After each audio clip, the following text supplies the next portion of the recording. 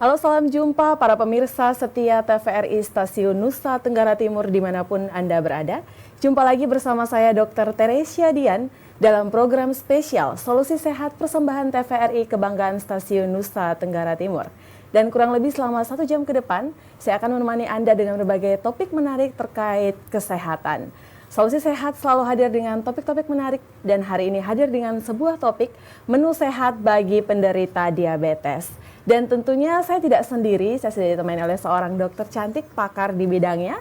Langsung saja kita ucapkan selamat datang kepada Dr. Marsiana Indah Pareira, Magister Gizi atau yang biasa disapa Dr. Indah ya dok? Ya. Selamat datang di Solusi Sehat Dr. Indah, terima kasih sudah hadir bersama kami. Sehat ya dok? Sehat. Oke, dan terkait topik kita ya dok ya, menu sehat pada penderita diabetes. Sebelum kita bahas lebih lanjut, mungkin dokter boleh menyapa nih dok para pemirsa Solusi Sehat di rumah. Oke, baik. Terima kasih Dr. Esa. Selamat sore bagi pemirsa yang di rumah. Perkenalkan saya Dr. Indah, saya bertugas di Rumah Sakit Kartini. Pada hari ini saya akan berbagi, semoga informasi yang saya bagikan hari ini bisa bermanfaat bagi para pemirsa. Terima kasih. Oke dokter. Nah kembali ke topik kita nih dok. Ini menarik sekali dok karena memang banyak banget penderita diabetes ya dok ya. Dan memang mungkin banyak yang tahu juga tapi belum tentu sehat ya dok ya menu yang dipilih itu ya dok. Makanya penting banget kita bahas topik kita menu sehat pada penderita diabetes hari ini dok. Nah kira-kira mungkin dokter boleh jelaskan nih dok apa itu diabetes sedikit aja dok. Dan kenapa penting banget bagi kita untuk bahas topik kita hari ini. Baik. Jadi diabetes mellitus ya, diabetes yang termnya sebenarnya diabetes mellitus itu adalah penyakit kronis yang disebabkan oleh peningkatan ditandai dengan peningkatan gula darah yang lebih dari normal ya. Jadi pilar pemberian makanan yang sehat itu sangat penting dalam mengelola diabetes supaya bisa mengontrol kadar gula darahnya itu tetap normal. Oke. Jadi kan menu yang sehat sama dengan diet yang sehat ya dok? Atau beda lagi tuh dok? Iya, bisa dikatakan sama. Bisa dikatakan sama ya dok. Jadi menu yang sehat itu yang kayak gimana sih dok? Jadi kalau menu yang sehat itu berarti menu makanan yang harus memenuhi semua makronutrien dan mikronutrien dan semua itu harus dalam komposisi seimbang. Komposisi seimbang ya dok. Kemudian makronutrien itu apa saja ya? Ya zat gizi yang dibutuhkan dalam bentuk jumlahnya yang lebih banyak ya, seperti karbohidrat, protein, dan lemak ya. 3 itu ya, dok, yang paling inti. Ya. Kemudian ditambah yang mikronutrien yaitu vitamin dan mineral. Jangan lupa juga air ya. Oke. Jadi tujuannya pengelolaan gizi itu adalah supaya kita bisa mencapai kadar gula darah ya, kadar gula darah itu tetap normal, kemudian kolesterolnya normal ya, dan tekanan darah juga normal. Nah, dengan memberikan makan yang baik juga kita bisa menjaga dan mempertahankan berat badan supaya berat badan itu tetap normal ya. Kemudian si penderita itu bisa mengetahui bagaimana sih pola makan sehat ya, sehingga dia bisa mengelola sendiri di rumah bagaimana saya bisa makan seberapa banyak sih dan apa yang harus saya pilih gitu ya. Prinsipnya itu kita harus ingat 4J ya. Dari 4J itu 1 jenis, kemudian jumlah, jadwal, dan jurus masak. Oke, ini untuk menu sehat ya dok ya. Yeah. Oh ini tadi udah jelasin ya bahwa memang harus ada makro sama pemenuhan mikronutrien ya dok ya. Dengan komposisi seimbang. Ya, seimbang itu maksudnya harus disesuaikan. Jadi tidak lebih, tidak kurang, harus disesuaikan dengan kebutuhan masing-masing individu. Dan tiap orang pasti punya kebutuhan yang beda-beda ya dok? Iya, betul. Itu disesuaikan sama apa tuh dok? Disesuaikan dengan tinggi badan, kemudian usia, kemudian tingkat aktivitas fisik. Oke. Tinggi badan, berat badan juga bisa dok? Atau enggak? Tinggi badan biasanya. Tinggi badan aja ya dok ya. Oke, slide. Nah ini tadi udah jelasin banget ya, jenis, jurus masak, jadwal, sama jumlah nih dok. Kalau jenisnya nih dok, nah yang harus kita perhatiin jenisnya apa, itu yang seperti tadi makronutrien ya. Jadi ada harus ada karbohidratnya, ada protein, ada lemak. Nah, karbohidrat itu yang kita pilih sebaiknya karbohidrat yang kompleks ya, karbohidrat kompleks dibanding dengan karbohidrat yang sederhana. Karena karbohidrat kompleks itu pelepasan gula ke darah itu lebih lambat sehingga gula darahnya itu lebih stabil. Nah, karbohidrat kompleks itu contohnya bisa seperti beras merah, kemudian roti gandum, jagung gitu. ya, terus oat, ubi, terus sayuran ya yang berserat, kentang dan buah. Itu masuk dalam yang kompleks ya. Kompleks, ya. Dan memang itu harus menjadi yang utama. Ya, jadi dianjurkan memang kita memilih yang kompleks dibanding yang sederhana.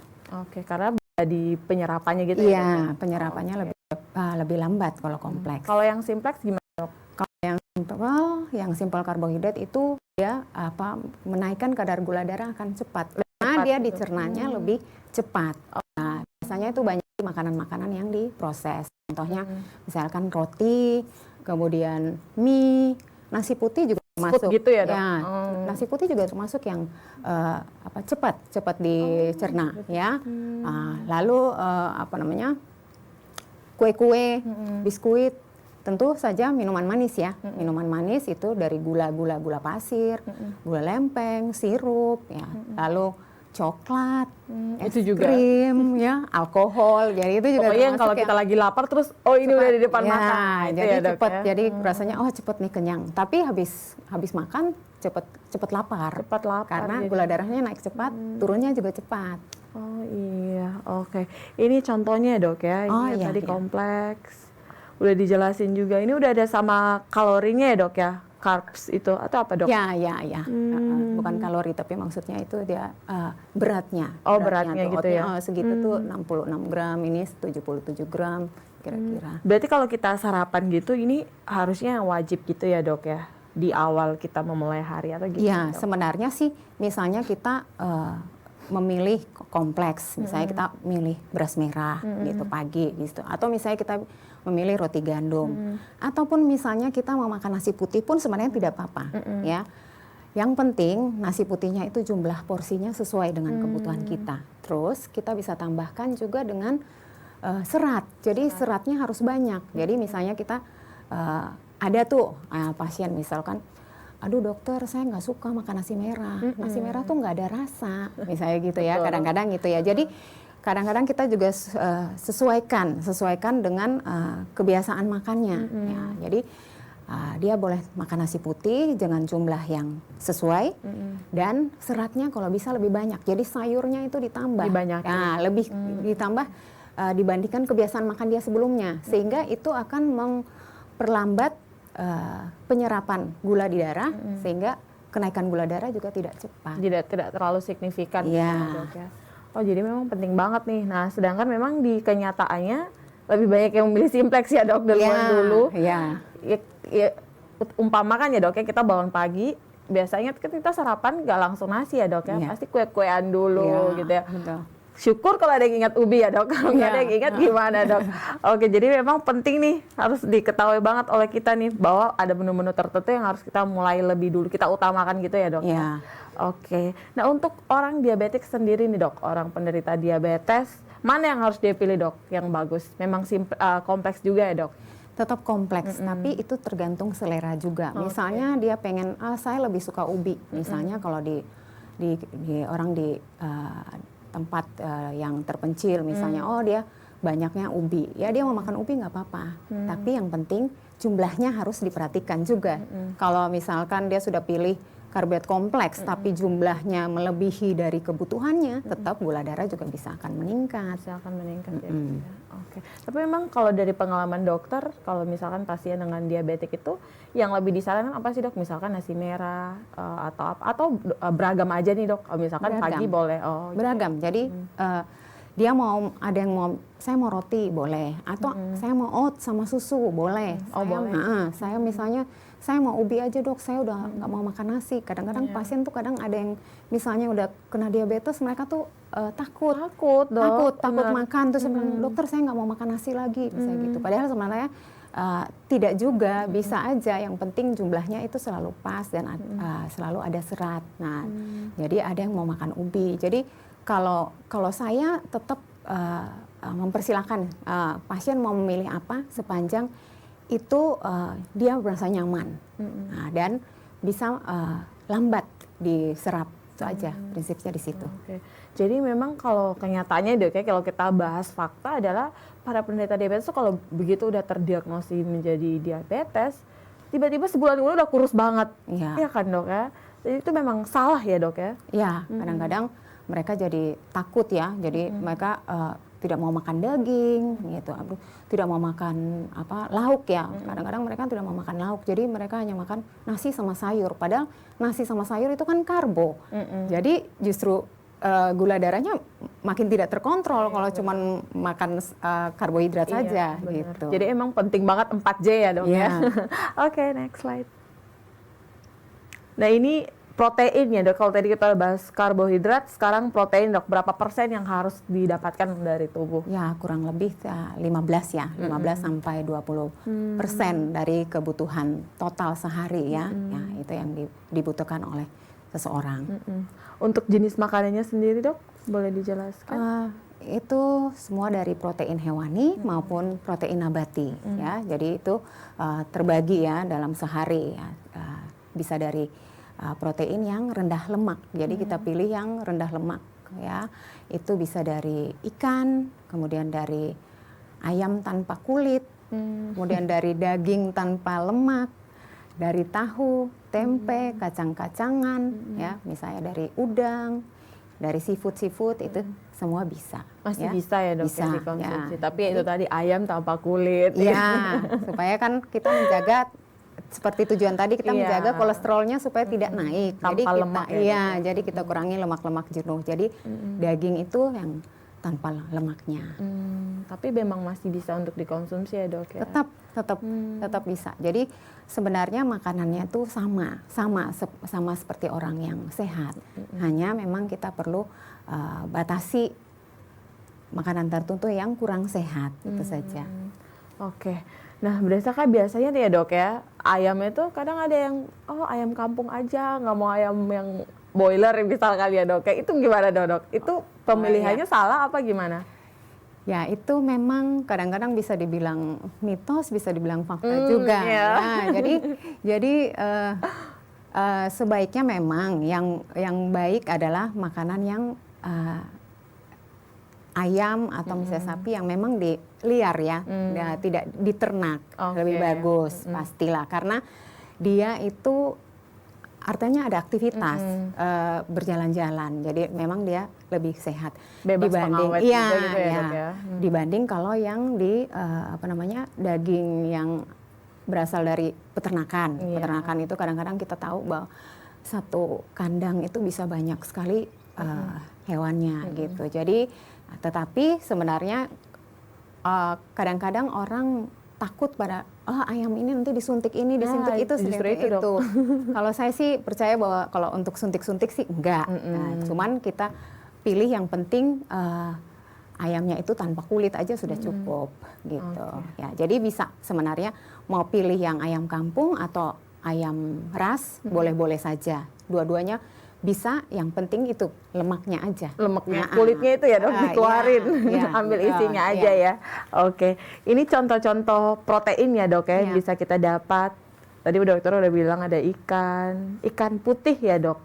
Enggak Maksudnya ya. Ini kebetulan contohnya ikan putih, tapi sebenarnya ya? Semua jenis ikan boleh. Ikan air tawar boleh. Takutnya udah lihat selantar pada pemirsa carinya ikan putih di rumah Dok. Tidak. Keju juga bisa ya Dok ya? Keju bisa, tapi kita cari yang kalau bisa yang low fat. Jadi low fat cheese. Low fat cheese. Iya, penting juga tuh keterangan low fatnya. Oke, ada kacang-kacangan juga ya Dok ya. Legumes itu apa Dok? Itu polong-polongan. Kacang polongan. Ya, jadi berbagai jenis kacang, kacang hitam, terus kacang merah itu masuk dalam legumes. Kalau di Kupang ya tahu tempe ya Dok ya palingnya. Tempe ada tuh di situ, tahu. Kacang merah ada. Kacang merah ada. Kacang hijau ada. Kacang nasi juga ada. Bisa juga bisa. Ya, Dok, ya? Susu? Susu bisa. Susu Jadi bisa, susu dipilih yang rendah lemak atau yang susu skim. Jangan susu yang skim. full cream ya. Jangan yang full cream. Iya. Ya gitu yang enak ya dok ya. Oke.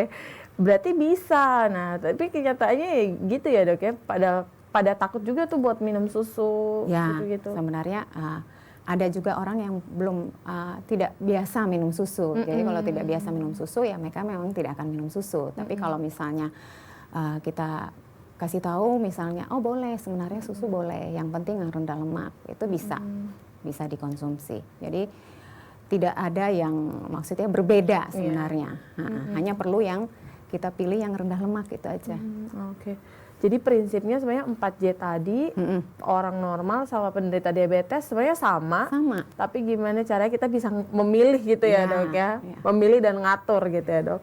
Oke, mungkin next slide. Lemak ya setelah ini kayaknya. Oke, lemak. Berapa persen nih dok, sama fungsinya apa tuh untuk tubuh dok? Ya pokoknya dia harus kurang dari 30%. Tidak boleh lebih dari 30%. Jadi sekitar 25 boleh satu gitu. 25% gitu dalam sehari ya. Dan kita batasi yang lemak jenuh ya, yang ini yang bad. Nah, jadi lemak jenuh ini kita batasi, itu banyak sekali pada makanan-makanan yang diproses. Ya, jadi makanan-makanan yang Processed tinggi food. kalori ya. Fast food, junk food gitu ya, biar lebih diketahui. Gitu.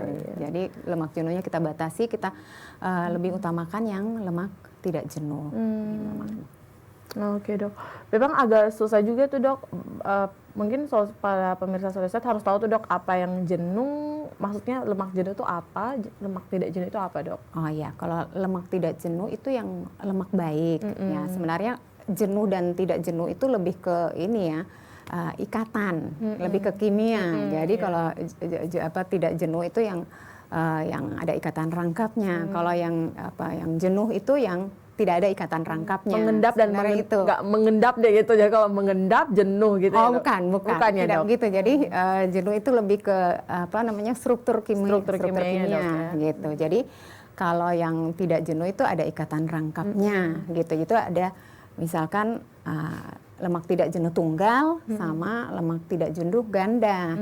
Ya, kalau yang tunggal itu yang seperti minyak-minyak olive oil ya, minyak zaitun, kemudian apokat. Ya, jadi itu lemak baik. Lemak baik ya. Iya, jadi kayak sekarang kan lagi banyak apokat. Jadi sebaiknya kita makan alpukat karena kita bisa dapat lemak tidak jenuh, lemak yang baik yang bisa membuat kita mengurangi risiko penyakit-penyakit jantung. Jadi itu baik sekali buat jantung alpukat dan minyak zaitun. Berarti yang bad ini adalah contoh-contoh yang lemak jenuh. Iya, lemak jenuh. Oke, ini bisa dilihat nih, bisa di capture banget contoh-contoh yang tidak jenuh ya dok ya. Lemak jenuh itu termasuk minyak goreng ya, minyak goreng sama santan. Jadi itu juga pemirsa harus batasi ya penggunaan minyak goreng. Jadi minyak goreng, santan itu kalorinya sungguh besar. Besar ya dok ya. Oke, ini serat ya dok. Kalau berarti kita udah masuk ke mikro ya dok. Oke. Fungsinya apa dok? Oh besar juga tuh dok, harus 25 sampai 30 gram per hari ya dok? Ya. Per kilogram berat badan atau gimana? Tidak, kalau 25 kurang lebih 25 itu biasa untuk perempuan. Kalau laki-laki kira-kira sekitar lebih besar lagi 30 ya, dalam sehari. Jadi memang itu kita harus makan sayuran itu 3 sampai 4 porsi, buah 2 sampai 3 porsi. Nah, itu baru bisa memenuhi 25 sampai 30. Sebenarnya bisa. Asal kita benar-benar makan sayur, makan buah, bisa dapat 25 gram per hari. Cuman seringnya orang malas makan sayur. Jadi sayurnya tuh sedikit, nasinya yang banyak. Nah, jadi memang serat ini tidak bisa terpenuhi. Padahal manfaat serat ini banyak sekali.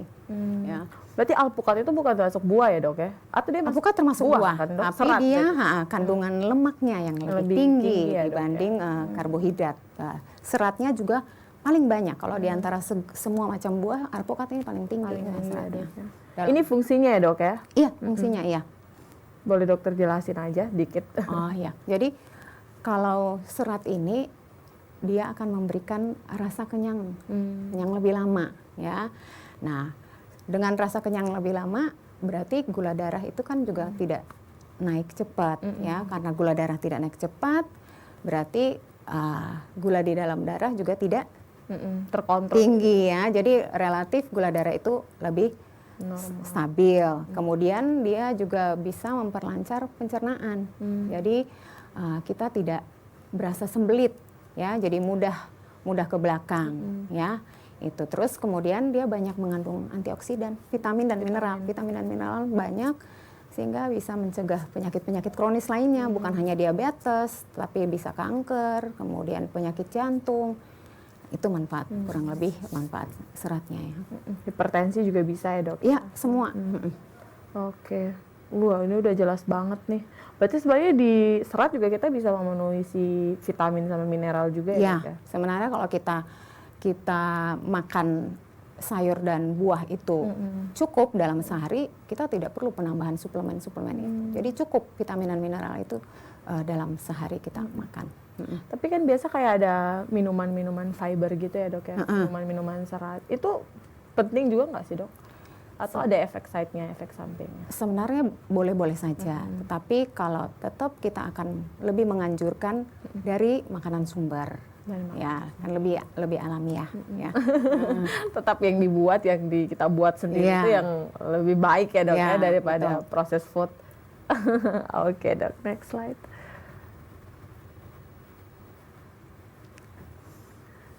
Air ya dok ya, ini termasuk salah satu mikro ya dok ya.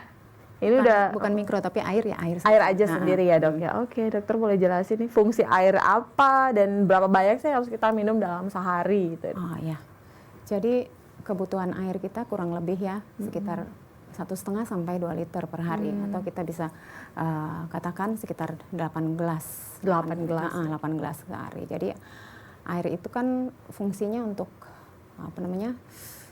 membantu pencernaan sama penyerapan zat gizi. Terus air juga berfungsi untuk menjaga keseimbangan cairan tubuh, menjaga suhu tubuh supaya tetap normal. Lalu bisa juga untuk menjaga kelembapan kulit ya gitu. Iya, banyak banget fungsinya dok ya. Ini udah 8 kali, ini dimulai dari 8 gelas dari bangun pagi sampai sebelum tidur ya dok? Ya, jadi bangun pagi kita bisa minum segelas, kemudian pada saat makan kita bisa minum 2 gelas, kemudian pada saat selingan kita bisa minum 1 gelas, nanti makan siang kita minum sekitar 2 gelas, lalu nanti sore ada waktu selingan kita bisa minum lagi 1 gelas. Pas makan malam bisa 2 gelas dan menjelang tidur 1 gelas lagi ya dok ya. Nah, kalau orang yang puasa nih dok ya, dia udah puasa, terus dia udah dengan diabetes juga, agak susah ya dok ya untuk bisa mengikuti jadwal karena kan mereka cuma makan 2 kali ya hitungannya. Itu gimana tuh dok jadinya? Jadi kalau untuk orang yang berpuasa berarti hidrasinya harus cukup ya, cairannya harus cukup ya. Jadi kalau disesuaikan dengan jadwal makan. Misalnya pada saat sahur, dia makan, nah itu kita bisa konsumsi sekitar 2 gelas air, 2 gelas air pada saat sahur. Kemudian nanti menjelang imsak bisa tambah 1 gelas lagi, tambah 1 gelas ya. Lalu nanti pada saat buka, ya, pada saat buka puasa itu dia bisa minum 1 gelas, 1 gelas dengan 1 gelas ditambah misalnya ada makanan untuk berbuka yang ringan ya. Nah, lalu pada saat dia makan malam ya, itu biasa pas maghrib itu dia bisa minum 2 gelas. 2 gelas ya? 2 gelas. Nanti misalnya dia terawih, dia bisa minum lagi segelas lagi. Terus nanti malam misalnya jam 9-10 dia bisa minum 2 gelas lagi. Ya, jadi bisa tetap terpenuhi 8 gelas itu. Jadi dia tidak akan dehidrasi. Tapi disarankan bisa lebih nggak dok dari 8 gelas? Bisa misalnya. Ya, dok, ya? Misalnya tergantung misalnya orangnya berat badannya lebih ya bisa 10 gelas sehari. Berarti memang itu minimal ya dok ya? Ya. Range-nya gitu ya dok ya? 8 gelas. Oke, memang ini air penting banget. Kalau kita kurang ya bisa menghancurkan segala aktivitas kehidupan dalam sehari itu ya dok ya? Oke, next. Nah ini apa nih dok? Piramida makanan ya dok ya? Pedoman gizi seimbang. Oh kita tadi udah bahas jenisnya ya dok? Iya. Sekarang jumlahnya nih dok, dokter boleh jelasin nih dok? Oke. Jadi ini membantu jumlah. Jadi misalkan nih yang paling dasar nih ya, karbohidrat itu makanan pokok kita ya, nasi, jagung dan sebagainya, itu kira-kira 3 sampai 4 porsi ya, dalam sehari. Bisa 5 porsi juga bisa. Bisa ya, bisa. ya? Kalau orangnya misalnya tinggi ya, kayak Resa nih, tingginya lebih dari 170. Nah, kebutuhannya mungkin bisa lebih. Jadi bisa mungkin dapat sampai 5 porsi gitu ya. Kemudian kalau sayuran ya. Sayuran 3 sampai 4 porsi. Lalu buah 2 sampai 3 porsi. Nah, protein 2 sampai 4 porsi sehari ya, dan yang paling kecil di ujung nah, itu yang perlu dibatasi. Iya. Gula, tambahan makanan yang bikin enak dan minyak ya, itu benar-benar perlu dibatasi.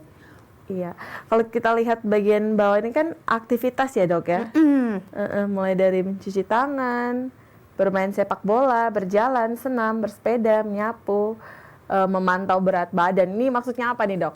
Yang penting untuk kegiatan sehari-hari atau gimana, Dok? Oke, jadi pedoman gizi seimbang ini tidak hanya untuk mengelola makan saja ya sebenarnya. Jadi ada pesan penting di sini. Jadi pertama tuh memantau berat badan. Jadi kita setiap hari harus setiap waktu kita tahu ya berat badan kita normal atau tidak ya. Jadi harusnya kita jaga supaya berat badan kita tidak jadi obesitas ya. Kemudian kita harus aktif ya. Jadi tidak mager ya. Jadi tidak mager. Nah, jadi aktivitas fisik itu kita bisa misalnya jalan kaki, kemudian bisa berenang ya, atau misalkan aerobik, bersepeda ya. Jadi atau sekedar jalan santai bersama keluarga gitu. Itu sudah termasuk aktivitas fisik. Nah, kemudian perilaku hidup sehat. Perilaku hidup sehat ya selalu mencuci tangan sebelum makan atau misalnya kita habis pegang makanan yang kotor-kotor, kita tetap jangan lupa cuci tangan. Jadi emang kalau udah makanannya udah tepat tapi sama aja nggak aktivitas, aktivitas nggak pantau berat badan juga sama aja ya, Dok? Iya, jadi pengelolaan diabetesnya juga tidak maksimal. Oke, jadi memang kompleks ya, Dok ya, nggak bisa cuma sekedar makanan aja tapi benar-benar komprehensif ya, Dok, secara menyeluruh ya, Dok. Oke. Nah, Dok, kalau kita bicara tentang memantau berat badan ini pasti sobat Solar Sehat pengen tahu ya, Dok, gimana sih cara ngitung berat badan yang ideal tuh gimana sih, Dok? Oh iya, betul. Jadi tinggi badan, nah misalnya kita tinggi badannya 165 cm ya, kita kurangi dengan kurangi dengan 100 ya, 165 cm dikurangi 100 dikali dengan 90%. Jadi itu dapatnya ya mungkin sekitar 60 kilo lah kurang lebih gitu. Jadi 60 kilo itu patokan kita untuk menghitung jumlah makanan. Nanti ditambah lagi dengan aktivitas fisik. Kalau aktivitas ringan ya bisa kita tambah 10-20% dari total kalori tadi gitu ya. Kalau misalnya aktivitas sedang sampai berat bisa tambah 20-30%. Ya, jadi disesuaikan juga dengan pekerjaan kita. Misalnya kita yang duduk di belakang meja pasti beda dengan mereka yang kerja misalnya di lapangan. Jadi memang harus disesuaikan ya, Dok. Jadi tinggi badan dikurang 100 dikali 90% ya. Berarti itu kita dapat sekian tuh berat badan kita tuh. Itu berat badan ideal kita. Yang harusnya ideal ya, Dok ya. Kita ini udah masuk ke jumlah ya, Dok ya. Dokter udah jelasin banyak bahwa penting banget kita buat mantau berat badan. Terus tentang perilaku hidup sehat dan bersih ya, Dok ya. Sama makanya udah bagus, jangan lupa aktivitas juga ya biar makanannya juga terproses ya, Dok ya. Oke. Udah mulai dijelasin sampai menu, sampai yang paling atas nih, Dok. Tadi kita udah sampai ke ikan ya, Dok, 2 sampai 4 porsi, gula, garam, minyak, vicin gitu ya, Dok ya. Micin ya, Dok ya. Kalau orang sekarang bilang ya, itu gimana, Dok? Porsinya emang harus sedikit ya, Dok, harusnya. Iya. Jadi kan sesuai dengan anjuran ya dari Perkeni ya. Jadi kalau garam atau natrium itu sekitar 2.300 mg dalam sehari. Jadi kita perlu pertimbangkan garam tuh jangan banyak-banyak ya, itu setara dengan 1 sendok teh. 1 sendok nah, teh. 2.300 natrium itu setara dengan 1 sendok teh garam, garam dapur. Nah, jadi kita perlu mempertimbangkan makanan-makanan. Jadi misalnya sering tuh orang kan makan keripik-keripik, kerupuk-kerupuk, itu kan asin ya, asin. Jadi garamnya tinggi. Jadi orang diabetes sebaiknya membatasi makanan-makanan yang olahan seperti itu, keripik-keripik, kerupuk-kerupuk. Selain dapat garamnya tinggi juga penguat rasa yang tadi misalnya micin penguat rasanya itu juga natrium kan, senyawanya kan monosodium glutamat, jadi itu ada natriumnya juga. Jadi sudah ada natrium, tambah lagi natrium dari NaCl, dapat lagi natrium dari natrium glutamat. Jadi double ya, Dok. Jadi emang tapi tetap bisa ya, Dok ya? Tetap kebutuhan sehari itu harus terpenuhi. Yang 1 sendok teh garam itu memang harus terpenuhi. Jadi garam itu tetap penting. Nah, hanya memang mengurangi yang dari olahan-olahan, karena lebih contoh saja misalnya kayak makanan yang tinggi garam itu mie instan. Nah, mie instan itu garamnya tinggi sekali, udah bisa sampai hampir setengah kebutuhan kita sehari. Jadi makanya kalau mie instan itu sebaiknya kita batasi ya. Karena garamnya karena garamnya itu tinggi. Kalau 3 kali berarti sudah lebih. Sudah lebih dari kebutuhan garam kita sehari. Oke, Dok. Karena kan memang banyak banget juga para penderita diabetes, terutama apalagi dia udah tahu, saya dengan hipertensi misalkan ya, Dok ya. Bahkan nggak konsumsi garam sama sekali ya, Dok ya. Tapi sebenarnya garam itu salah satu elektrolit tubuh ya, Dok ya. Yang pasti penting banget buat keberlangsungan tubuh. Jadi sebenarnya harus tetap dikonsumsi ya, Dok? Iya, tetap dikonsumsi. 5 mili ya, Dok ya, berarti ya? 5 gram. 5 gram. Lebih 5-6 gram. Itu sama setara dengan 1 sendok teh garam ya, garam dapur. Oke, saya udah jumlah, sekarang isi piringku. Isi piringku ya, Dok ya, benar ya? Oke, ini ada serat, karbohidrat, harus lengkap ya, Dok ya? Ya, jadi tadi kalau dari yang dijelaskan tadi 4J, nah kalau terjemahannya ke dalam piring, nah seperti ini menu sehat. Jadi ada karbohidratnya, ada proteinnya, ada seratnya. Jadi seratnya itu kan mengandung vitamin dan mineral. Jadi setiap kali kita makan sudah komplit semuanya. Komplit ya, Dok ya. Para penderita diabetes sekalipun, Dok, ini harus bisa 3-4 kali atau bahkan 5 kali, disesuaikan lagi dengan berat badan, kebutuhan sama kadar gulanya ya, Dok, atau gimana, Dok? Itu disesuaikan dengan tadi berat badan ideal tadi. Jadi dengan berat badan ideal kita dapat berapa kalori nih satu hari. Kemudian baru diterjemahkan ke dalam misalnya berapa kali dia bisa makan. Nah, jadi misalnya kan makan nasi, sayur, lauk itu 3 kali. Jadi ada 3 kali makan. 3 kali makan. Ya, 3 kali makan besar ya. Nah, biasanya kan kita menganjurkan orang diabetes untuk makan porsi sering ya, Dok, tapi kecil ya, Dok ya, gitu ya, Dok? Iya, betul. Nah, itu disesuaikan sama ini atau gimana, Dok? Ya, disesuaikan tadi dengan kalorinya, terus kita bisa makan 3 kali makan besar, sama 2 kali selingan. Nah, selingan itu berarti dia kecil ya, kecil. Jadi hanya sekitar 10-15% saja dari total. Nah, sedangkan kalau yang porsi makan besar itu misalnya pagi itu kita bisa kasih 20% dari total. Kemudian siang bisa lebih banyak, misalnya 25-30%-nya kebutuhan. Iya, karena ada aktivitas. Kemudian malam bisa sekitar 25%. 25%-nya, Dok ya. Oke. Iya, serat memang harus banyak ya. Wah, jadwal ya, Dok ya. Tadi udah jenis, jumlah, jadwal ya sekarang, Dok. Ini jadwal makan ya, Dok ya? Yang harusnya seperti apa nih, Dok? Jadi jadwal makan seperti yang tadi Reza bilangnya. Jadi ada 3 kali makan utama, ditambah bisa 2-3 kali selingan. Jadi tergantung tadi kalorinya. Kalau kalorinya misalnya besar, berarti dia bisa makan sampai 6 kali. Tapi kalau misalnya kalorinya misalnya kecil, ya cukup 5 kali. Cukup 5 kali. Nah, terus dibagi menjadi 5 kali makan, itu jaraknya sekitar 2-3 jam. Nah, jadi jarak sekitar 2-3 jam, misalnya kita mulai sarapan jam 7, kemudian selingannya jam 10. Kemudian makan lagi jam 1, selingan lagi jam 4, makan malam bisa jam 7, dan bisa kalau misalnya masih cukup, selingan lagi di malam bisa jam 9 malam. Jam 9 malam, Dok ya. Disesuaikan dengan pengosongan lambung ya, Dok ya? Iya, pengosongan lambung kurang lebih kan 3-4 jam ya, Dok ya. Oke. Banyak juga ya, Dok ya, 5 kali makan itu banyak loh, Dok.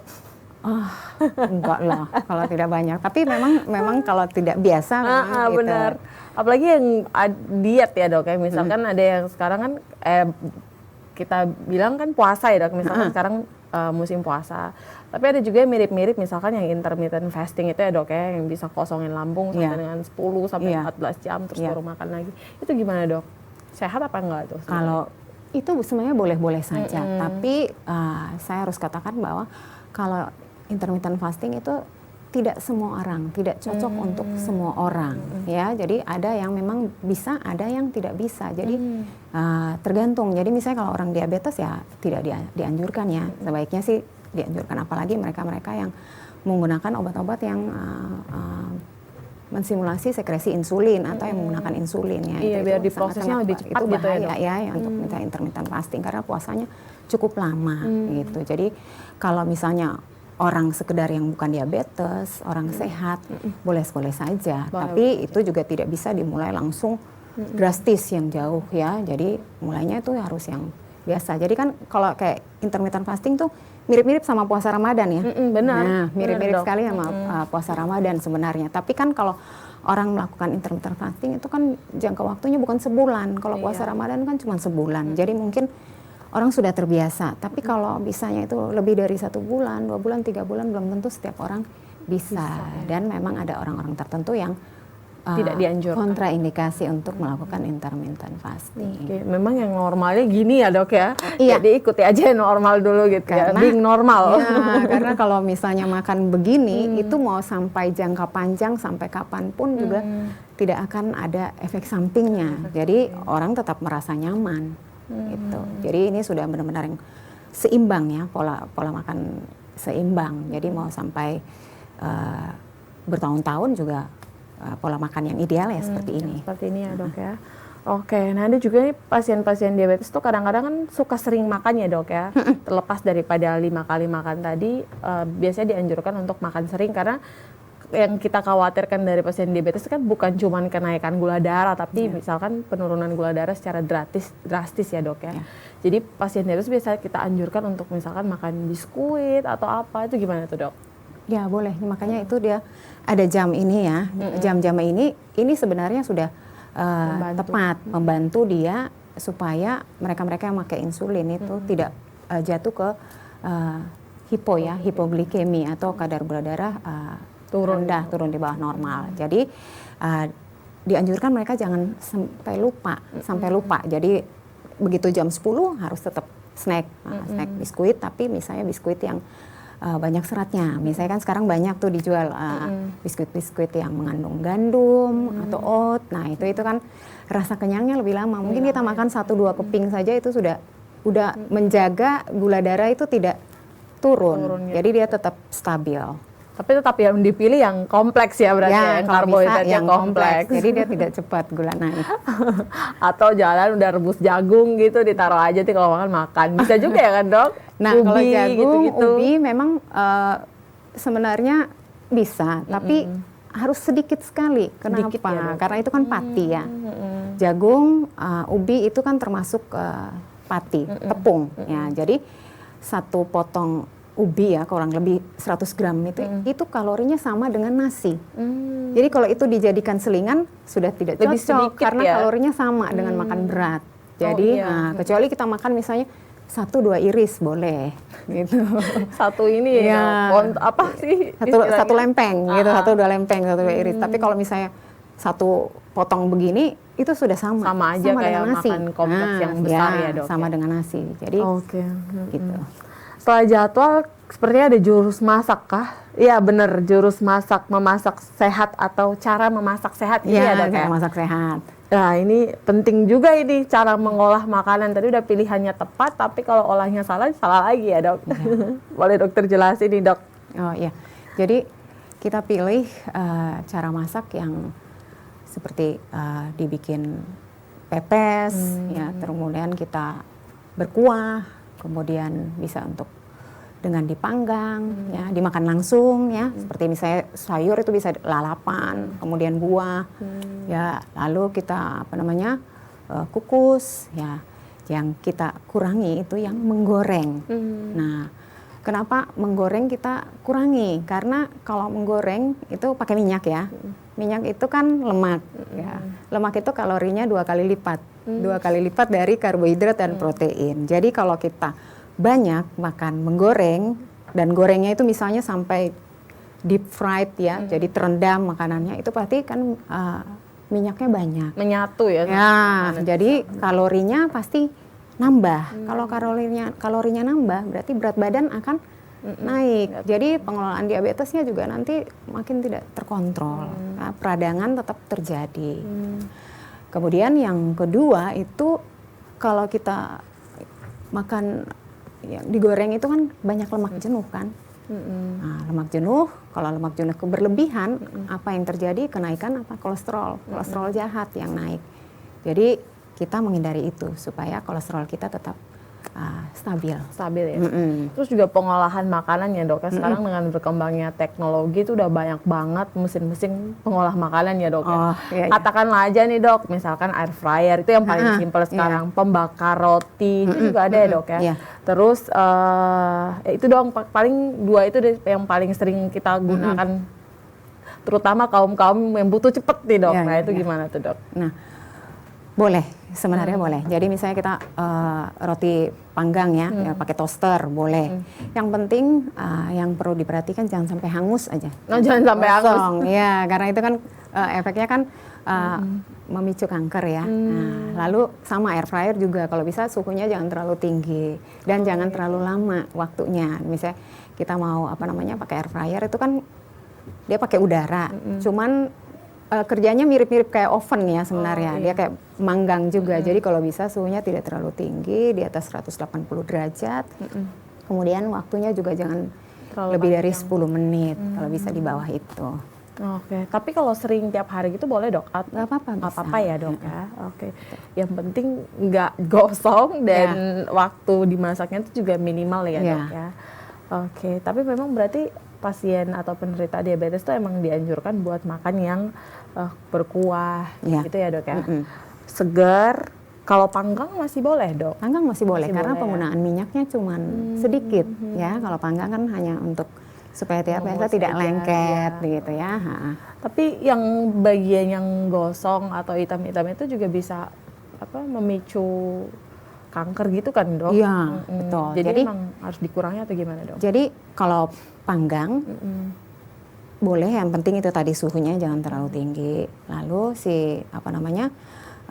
memanggang itu jangan sampai gosong. Jadi sebenarnya cukup aja berapa menit kalau kita udah tes, dalamnya sudah matang. Sebenarnya udah cukup ya. Karena sebenarnya kita supaya makanan itu kan tidak ada bakteri ya. Kalau dengan pemanasan itu sebenarnya ya, supaya cita rasanya enak, kemudian bakteri semua mati. Nah, jadi tidak perlu sampai gosong dan jadi keras. Jadi sebenarnya cukup matang saja tuh sebenarnya lebih enak ketimbang kalau sudah keras nanti sudah rasanya sudah berkurang. Justru yang dicari crispy-nya itu dok kadang-kadang.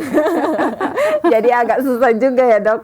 Kukus penting banget ya Mbak. Kalau bagus banget ya kalau kukus bagus, ya dok ya karena minimalisir banget sama minyak ya dok. Tapi kadang-kadang makanan yang dimasak terlalu lama juga bisa zat gizinya hilang ya dok? Iya betul. Jadi kalau pemanasan lama, jadi kalau dikukus kan biasanya kita sebaiknya airnya kita panaskan dulu. Kita panaskan dulu, sudah hampir mendidih baru kita masukkan. Jadi dia tidak terlalu lama, butuh tidak lama dia mengendap di dalam sehingga zat gizinya tidak hilang. Tidak terurai bersama airnya ya dok ya. Oke. Tumis nih dok. Kalau tumis kan kita pakai minyak dikit ya dok ya. Itu juga boleh juga? Masih boleh. Kalau tumis masih boleh. Masih boleh ya. Oke. Yang segar juga bisa ya dok ya, tentunya buah lebih baik. Kalau buah itu lebih baik kita makan buah potong atau dibikin jus dok?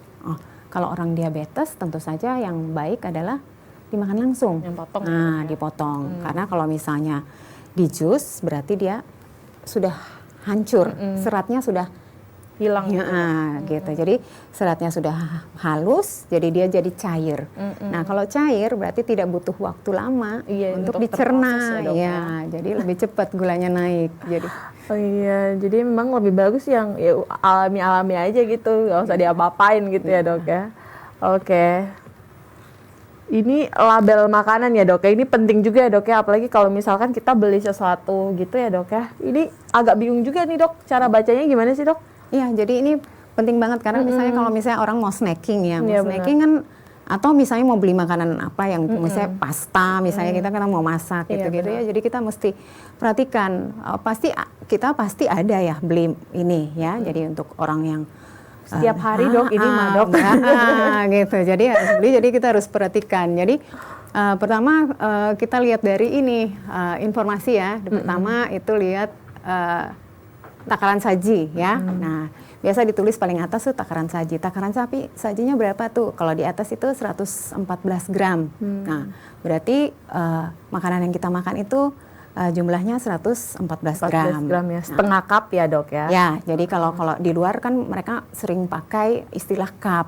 Nah, kalau kita di sini lebih Mangkok. familiar dengan bukan ya, kita Dok? lebih familiar dengan gram. Oh gram, oh Nah, ya kayak betul. kalau misalnya kita mau bikin kue, mereka biasa bilang tepung terigu 1 cup, nah, garam misalnya 1 cup kecil gitu-gitu. Jadi biasanya mereka kalau di luar pakai cup. Nah, kalau kita lebih sering pakai gram. Jadi 114 gram. Nah, di sini ditulis sajian perkemasan. Jadi kita beli misalnya ada 1 kotak. 1 kotak, di dalamnya ada 4. Ada 4 bungkus lagi, 4 bungkus lagi. Nah, 1 bungkusnya itu 114 gram. Oh, 1 bungkus 114 ya dok. Jadi ada 4 bungkus yang isinya masing-masing 114 gram. Jadi kalau kita makan 1 bungkus berarti ini nih kalorinya dan zat gizi yang terkandung di dalamnya. Oke, berarti ini yang di bawah itu adalah yang per bungkus ya? Iya, Dok, takaran bukan saji. yang per 4 bukan ya? 4 per 1. Ya, jadi kalau misalkan kita makan 1, berarti ini yang kita dapat. ya. Kalau kita makan semua yang kita habiskan, misalnya Dikali ada aja biskuit 4 bungkus, kita makan 4 bungkusnya semua, berarti kali 4. Iya. Oh. Gitu, ya. Lalu selanjutnya kita cek kalorinya. Nah, kalorinya berapa? 90, ya. Terus kita lihat lagi dari lemak berapa. Di sini 30. Nah, kemudian ini yang di-highlight orange. Orange ini bahan makanan yang harusnya kita batasi. Iya.